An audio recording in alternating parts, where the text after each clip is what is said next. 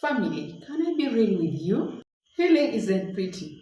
It doesn't look like strength, peace, and joy. It often looks like tears, confusion, and breaking down. But here is the truth. It's at those messy moments that God is doing the deepest work. Look at Joseph, betrayed by his own brothers, thrown in a pit, sold as a slave, and left in prison.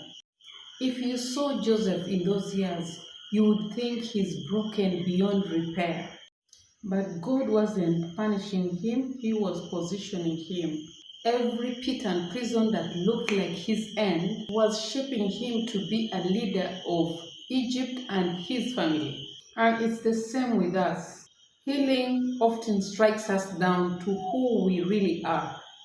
It takes us through uncomfortable pruning. It forces us to confront pain we would rather bury.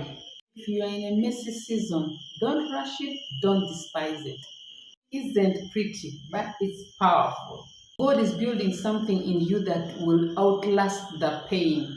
If this word spoke to you, like, comment, and share to someone who needs it.